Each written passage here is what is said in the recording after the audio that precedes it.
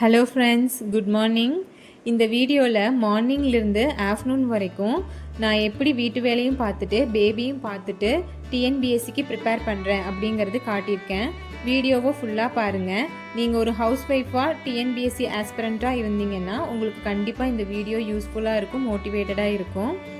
நான் இன்றைக்கி மார்னிங் 5:30க்கு தான் எந்திரிச்சதும் என்னோடய தமிழ் தான் படிச்சுட்ருக்கேன். 9th தமிழ் என்னோடய ஷெட்யூல் படி. இன்றைக்கி ஒரு இயல் தான் என்னால் கம்ப்ளீட் பண்ண முடிஞ்சது. அது என்னமோ தமிழ் படித்தா டைம் போகிறதே தெரிய மாட்டேங்குது. ஒரு இயல் முடிக்கிறதுக்கே ரொம்ப நேரம் ஆயிடுது. அதுலேயும் எனக்கு தெரியாத பாடல் வரிகள், ஏதாவது இம்பார்ட்டண்ட் பாயிண்ட்ஸ் வந்துச்சுன்னா மட்டும்தான் நோட்ஸ் எடுத்து வச்சுக்குவேன். இது என்னோடய ஃபஸ்ட்டு ரிவிஷன் தான், அதுக்கே டைம் ஆகுது. இருந்தாலும் பார்ப்போம், இனி படிக்க படிக்க கொஞ்சம் டைம் கம்மி பண்ணணும். ஏன்னா தமிழுக்கே ரொம்ப டைம் எடுத்துருது. அடுத்து தமிழ் முடிச்சுட்டு கொஞ்சம் நேரம் ரிலாக்ஸேஷனுக்காக வெளியே போயிட்டு அப்புறம் வீட்டுக்கு என்னோடய மற்ற ஒர்க்ஸ் எல்லாம் பார்க்க ஆரம்பிச்சிட்டேன். என் பையன் இன்னும் தூங்கிட்டு தான் இருக்கார்.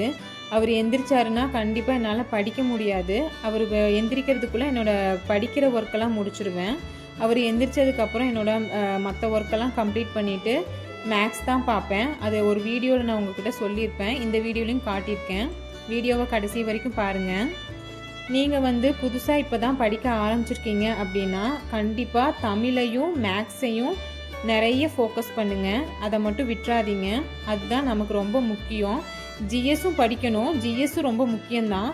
பட் தமிழையும் மேக்ஸ்லேயும் நம்ம மார்க் கம்மியாக எடுத்துடவே கூடாது. அதனால் அதை டெய்லி நம்ம நான் ஒர்க் பண்ணிகிட்ருக்கவே என் பையனும் எந்திரிச்சிட்டாரு. அவர் எந்திரிச்சு வரும்போதே நான் ஒர்க் பண்ணிகிட்டே அவரையும் பார்த்துட்டு அப்படியே குக்கிங் ஒர்க்கெல்லாம் முடிச்சிருவேன்.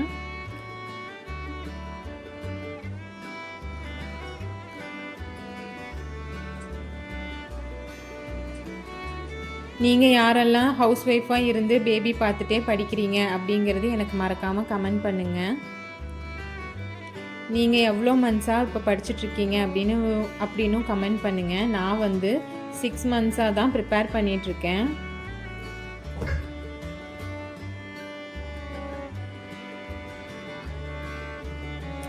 நான் ரெகுலராக பார்த்திங்கன்னா மார்னிங்கே ரைஸு, குழம்பு, பொரியல் எல்லாமே செஞ்சுருவேன். அதை மார்னிங்கும் அதுதான், ஆஃப்டர்நூனுக்கும் அதுதான். இன்றைக்கி நான் வீடியோ ஷூட் பண்ணுறதுனால எனக்கு கொஞ்சம் டைம் இருக்காதுன்னு சொல்லிவிட்டு இன்றைக்கி பொட்டேட்டோ குருமாவும் சப்பாத்தியும் மட்டும் பண்ணிட்டேன். எனக்கு எல்லா ஒர்க்கும் பண்ணுறது ஈஸி தான். ஆனால் என் பையனுக்கு சாப்பாடு ஊட்டி விடுறது மட்டும்தான் எனக்கு ரொம்ப கஷ்டமாக இருக்கும்.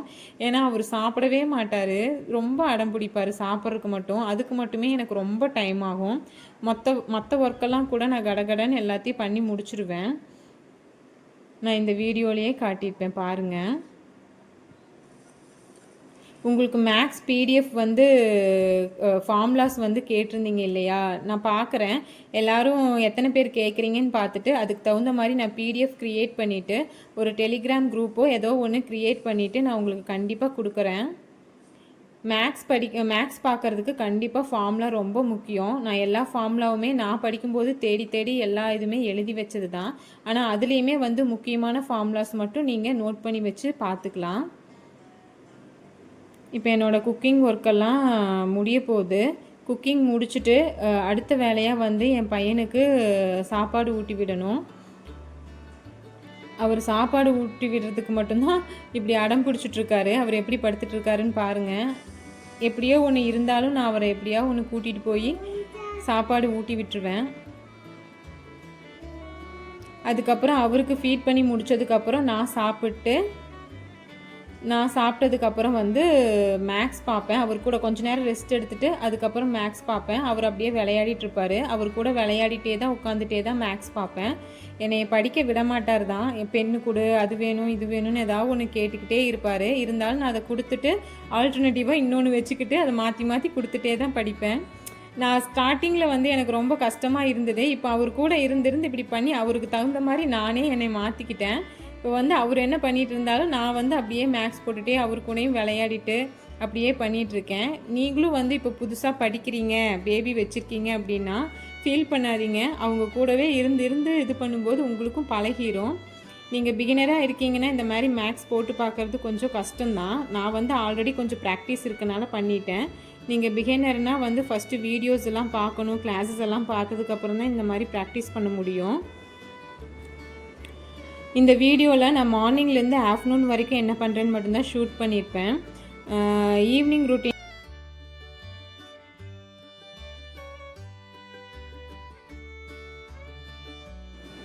இன்னொரு முக்கியமான விஷயம் ஃப்ரெண்ட்ஸ், நீங்கள் வந்து இப்போ 2 hours படிக்கிறீங்கன்னா கண்டிப்பாக 1 hour previous year question paper பாருங்கள். ஏன்னா அது வந்து நம்ம ரிவிஷன் பண்ணுறதுக்கு ஈக்குவல் தான். இப்போ இருந்தே நம்ம ப்ரீவியஸ் இயர் கொஷின் பேப்பர் பார்த்தா தான் வந்துட்டு எந்த மாதிரி கொஷின் கேட்குறாங்க அப்படிங்கிறது நமக்கு தெரியும். நம்மளோட வே ஆஃப் ரீடிங்கே வந்து மாறும். அதனால் கன்ஃபார்மாக வந்து ப்ரீவியஸ் இயர் கொஷின் பேப்பர் வந்து கலெக்ட் பண்ணி வச்சுக்கோங்க. அதை பார்த்துட்டே இருக்கணும். அவ்வளோதான் ஃப்ரெண்ட்ஸ். இதுக்கப்புறம் வந்துட்டு என் பையனை வந்து குளிக்க வச்சுட்டு அவருக்கு சாப்பிட்றதுக்கு ஏதாவது கொடுத்து தூங்க வச்சுருவேன். அதுக்கப்புறம் தான் நான் ஜிஎஸ் படிக்க ஸ்டார்ட் பண்ணணும். ஜிஎஸ்சில் நான் ஜியாகிரஃபி தான் படிக்கலான் இருக்கேன். ஜியாகிரஃபியில் இன்றைக்கி ஒரு லெசன் வந்து கம்ப்ளீட் பண்ணலான் இருக்கேன் 10th. இனி வந்து நான் நோட்ஸ் எடுத்து தான் படிக்கணும். என்னோடய ஃபஸ்ட்டு ரீடிங் எல்லாம் முடிச்சுட்டேன். என்னோடய ரிவிஷன் தான் போயிட்டுருக்கு. நான் இனிமேல் தான் நோட்ஸ் எடுக்க தான் ஸ்டார்ட் பண்ணியிருக்கேன்.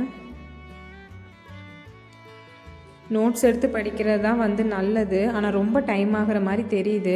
நீங்களும் நோட்ஸ் எடுத்தே படிங்க. ஏன்னா நமக்கு லாஸ்ட் டைம் ரிவிஷனுக்கு வந்து நோட்ஸ் தான் வந்து ஹெல்ப்ஃபுல்லாக இருக்கும்.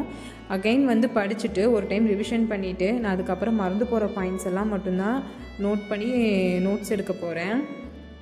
அவ்வளோதான் ஃப்ரெண்ட்ஸ். இந்த வீடியோ பிடிச்சிருந்தா மறக்காமல் லைக் அண்ட் சப்ஸ்கிரைப் பண்ணுங்கள். Thank you friends. பாய்.